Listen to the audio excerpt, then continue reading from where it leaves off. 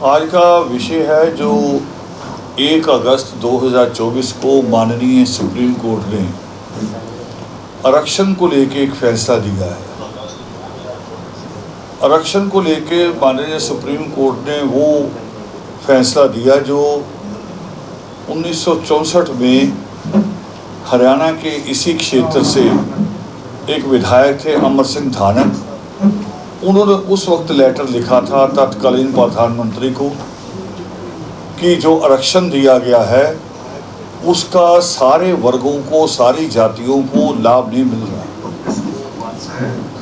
और सारी जातियों को उसका लाभ मिले तो इसका वर्गीकरण होना चाहिए।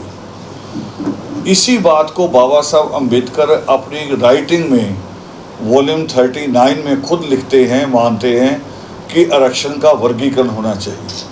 अब वर्गीकरण कहाँ होना चाहिए उसको थोड़ा और स्पष्ट कर देता हूँ कि ये एक ऐसी व्यवस्था थी बाबा साहब अम्बेडकर की तरफ से कि जैसे एक माँ अपने बच्चों को इकट्ठे एक ही बर्तन में खाना परोस देती है, ये सोच के कि भाई बहन है मिल बांट के खा लेंगे। और भाई बहनों में जो बड़ा भाई होता है या बड़ी बहन होती है वो अपना दायित्व मानते हैं कि पहले छोटों को खिला दो, छोटे खा लें, कहीं छोटे पीछे ना छूट जाए और कमज़ोर ना हो जाएं। तो हुआ यही आरक्षण के मामले में कि हमने हमेशा बड़े भाई का रोल अदा किया। जब कभी भी आरक्षण के ऊपर कोई आंच आई है, कभी कोई हमला हुआ, कोई आंदोलन हुआ, कभी दोबारा इसको लागू करवाना पड़ा, तो सबसे पहले जो है वो वाल्मीकि समाज सड़कों पे आया है और डीएससी वर्ग के जो दूसरे लोग हैं वो सड़कों पे आए हैं। और वही हुआ कि घर में जो बच्चा ज़्यादा पढ़ जाता है वो पढ़ने के बाद फिर बाकियों को डिग्रेड करता है, उनको आगे आने उनके बच्चों को भी पढ़ना पसंद नहीं करता है कि इनके बच्चे भी पढ़ लिख जाए। तो उसी को लेके सुप्रीम कोर्ट हम लोग नहीं गए, सुप्रीम कोर्ट भी हमें उन्हीं लोगों ने पहुंचाया हमारे खिलाफ। बार बार उन्होंने रिट दायर की। वो रिट दायर हुई जब हरियाणा में 1995 में आरक्षण आया तो उसके खिलाफ गए, फिर उसके बाद जब आया फिर उसके खिलाफ गए। तो हम तो उसका जवाब देने के लिए हमें जाना पड़ा बार बार। और हुआ यही कि सन 2022 में 5 जजों ने हमारे फेवर में फैसला दिया कि आपका हक बनता है। मगर वो 5 जजों ने एक बहुत दूरदर्शी वाली लाइन लिखी साथ में कि 5 जजों के फैसले को चैलेंज किया जा सकता है, आप इस पिटीशन को दोबारा ले जाइए, 7 जज अगर इसको मिलके करेंगे तो फिर उसको कोई चैलेंज नहीं कर सकेगा। तो 7 जजों की बेंच ने 1 अगस्त 2024 को बहुत ही मानवता वाला फैसला दिया कि राज्य सरकारें जो बहाना बनाती थी, राज्य सरकारों के पास बहाना था 16(4) का, 341 का कि जी हमें अलाउ नहीं है, हम अलग नहीं कर सकते। तो सुप्रीम कोर्ट ने वो सारे बैरिकेड हटा दिए, कह दिया कि हर राज्य सरकार जब चाहे वर्गीकरण कर सकती है।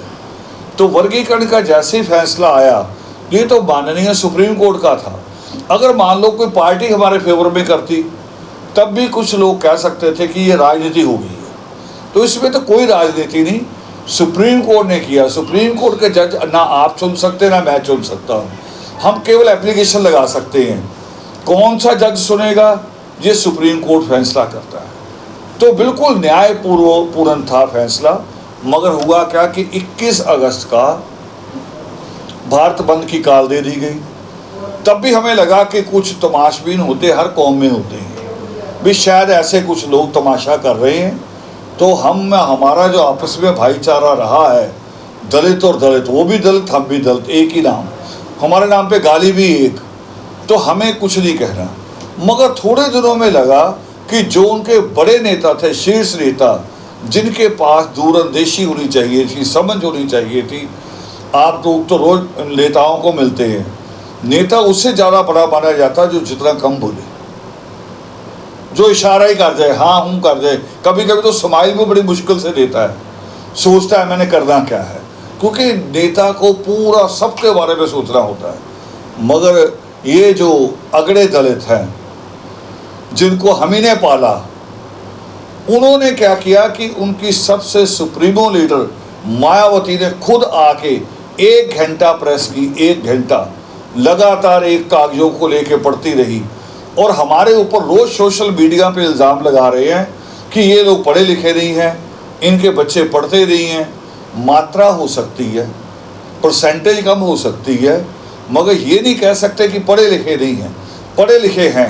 ये मेरे आसपास वकील बैठे हैं, आपके यही कोर्ट के बीच में काम करते हैं, और बहुत सारे बच्चे, अभी छोटे बच्चे मिलने आए हैं, तो मैंने बच्चों से पूछा क्या कर रहे हो, वो कह रहे मेडिकल लिया है। अब ये तो एक समझ की बात है ना, आम पढ़ाई कर लेना और बात है, और बच्चा कहे मैंने मेडिकल चुना है, माँ कह रही इनको पूछो इनका मैथ कमज़ोर हो रहा है। इसका मतलब अवेकनिंग हम में भी है। हाँ, परसेंटेज और रेस में पीछे हैं, तो जो रेस में पीछे हैं तो अगड़ों को सोचना चाहिए था कि हमारे भाई पीछे छूट गए, जो हमेशा हमारे लिए लड़ते हैं, इनका हाथ पकड़े और बराबर ले गए। 4 बार सीएम रही है मायावती, 4 बार सीएम रहने के बावजूद भी एक बार बता दे कि हमारे लिए कोई प्रयास किया हो, बल्कि उलट किया है।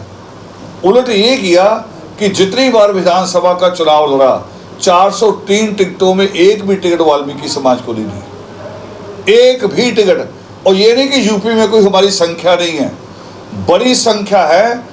और यहाँ हमारे पंजाब में, हरियाणा में तो जो नगर पालिका का चुनाव होता है, नगर कौंसिल का, वो मेंबरों का होता है, मेंबर अपना चेयरमैन चुनते हैं। मगर उत्तर प्रदेश में सिस्टम दूसरा है, वहाँ मेयर भी खड़ा होता है, मेयर को भी चुना जाता है। तो आगरा में, बरेली में, मुरादाबाद में बड़ी पार्टियां वाल्मीकि समाज को मेयर का टिकट देती रही हैं। इसका मतलब संख्या बल है, बिना संख्या बल को तो नहीं होता वो। मगर एक टिकट नहीं दिया और दूसरा काम किया। एक पोस्ट निकली ग्राम में सफाई सेवक की, ग्राम में। अब ग्राम का सफाई सेवक का काम बड़ा साफ सुथरा ही होता है, कभी चौपाल साफ कर ली, कभी कुछ हुआ, बरसात आने से पहले कुछ देख लिया। 1,08,000 पोस्ट थी, मगर मायावती ने मुख्यमंत्री रहते हुए आदेश जारी किया कि ये केवल वाल्मीकि सफाई कर्मचारी जातियों को नहीं मिलेगी, इसमें ब्राह्मण भी भर्ती करेंगे, मुसलमान भी भर्ती करेंगे, जाट भी भर्ती करेंगे, जाटव भी भर्ती करेंगे। और हमारे हिस्से में 8,000 पोस्ट भी नहीं आई। यानी हमारे अंगेज हर बार चले हैं और कह रहे मुकाबला नहीं कर रहे। और अब मुझे ये कहना नहीं चाहिए, कहना पड़ रहा है कि मायावती आज भी 4 बार सीएम रहते हुए, सुप्रीमो बसपा की बनने के बाद भी, आज भी प्रेस का मुकाबला हो या स्टेज से बोलना हो, बिना लिखे नहीं बोल सकती। 5वीं क्लास के बच्चे की तरह आगे लेके बैठती है, फिर पढ़ती है, मेरा ये बयान है। और हमें कह रही है, जवाब दे रही है कि ये पढ़ते नहीं, पढ़ के बराबर आ जाएं। अगर यही बात तो बाबा साहब अम्बेडकर के सामने भी आई थी। उस वक्त भी जब बाबा साहब अम्बेडकर ने आरक्षण मांगा था, तो बहुत सारे लोग कह रहे थे कि आप अपने बच्चों को पढ़ाओ, बराबर आ जाओ। ऐसे नहीं हो सकता। कुछ चीज़ें होती हैं, जैसे किसी को ऐनक की जरूरत है, तो ऐनक मेरे लिए दुखदाई थोड़ी है। किताब तो वही होगी ना, ऐनक लगा के पढ़ो या बिना ऐनक के पढ़ो। आरक्षण भी यही है, किताब एक ही होती है जिस स्कूल में हम दाखिला लेते हैं, कॉलेज में टीचर भी एक ही होता है, क्लास भी एक होती है, एग्जामिनेशन हॉल भी एक होता है, पास मार्किंग भी एक होती है। सिर्फ हिस्सेदारी यकीनी बनाई गई है। जैसी हिस्सेदारी की बात हर समुदाय करता है, केवल दलित नहीं, सिख भी हमेशा बात उठाते हैं कि सिखों को 2 नंबर का समझा जाता है। गोरखा वाले, मणिपुर वाले भी कहते हैं, नागालैंड वाले भी कहते हैं हमें 2 नंबर का समझा जाता है। तो ये बराबरी तो देश में देनी चाहिए। संविधान कहता है कि नागरिक नागरिक बराबर है, उनके साथ भेदभाव नहीं किया जा सकता। तो ये रेस का वो सिस्टम है कि जब 400 मीटर की रेस लगती है, तो जो अंदर वाले राउंड में आदमी खड़ा है उसे सबसे पीछे खड़ा किया जाता है, क्योंकि उसका राउंड छोटा पड़ेगा, 400 मीटर नहीं होगा। और जो बाहर वाले राउंड में खड़ा है उसको सबसे आगे खड़ा किया जाता है, ताकि लास्ट में आके बराबर हो जाए। तो यही एक व्यवस्था थी। और आज हमारे खिलाफ बार बार अनर्गल प्रचार किया जा रहा है, यहाँ तक कि हम तो असंसदीय भाषा इस्तेमाल नहीं कर रहे, वो असंसदीय भाषा भी इस्तेमाल कर रहे हैं। और 1-2 नेता तो ऐसे भी पैदा हो गए उनके, जो बिल्कुल जैसे गली मोहल्ले का गुंडा होता है उस भाषा में धमका रहे हैं। धमकाने के लिए हिम्मत भी होनी चाहिए। 21 अगस्त का भारत बंद रखा था, 700 जिले हैं भारत के, 10 जिले नहीं बंद करा पाए। आपके पास भी रिकॉर्ड है, 10 जिले नहीं बंद करा पाए। वो जो 2 अप्रैल 2018 का बंद हुआ था वो वाल्मीकि सफाई कर्मचारी जातियों की वजह से बंद हुआ था। दलेर कौम ये है, इनकी वजह से हुआ था। और आज भी हम नहीं चाहते कि ये एकता टूटे। उनको आके आगे बढ़ के कहना चाहिए, जैसे भाई भाई बंटवारा करते हैं। सर तो मेरा सवाल ये है कि मौजूदा सवाल तब आता है जब मैं बात बंद कर दूं। प्रेस का तरीका देखिए, सारी प्रेस बैठी है। चलो कहिए। मेरा ये सवाल है कि मौजूदा हालात और परिस्थिति में आपको डीएससी समाज को अलग आरक्षण की क्यों जरूरत पड़ी, क्योंकि लंबे समय से एक ही रूटीन चल रहा है लेकिन आज आप अलग तरीके से मांग कर रहे हैं। उसका हरियाणा का आंकड़ा आप उठा लीजिए, 18,000 समथिंग क्लर्क है टोटल दलित समाज के, टोटल के, जिनमें 16,000 एक जाति का कब्जा है। क्लर्क बता रहा हूँ, बिल्कुल सिंपल। ये पढ़ा लिखा तो हर कौम में होता ना, इतना पढ़ा लिखा तो पढ़े लिखों की कमी नहीं है। आज वो कहे ना 18 नहीं 20,000 क्लर्कों की भर्ती करानी है वाल्मीकि समाज या पूरे डीएससी समाज से ले आओ तो हम 30,000 पेश कर देंगे। दूसरा, क्लास 2 में 399 क्लास 2 के अफसर है, क्लास 2 के, और जिसमें से 268 पे उनका कब्जा है।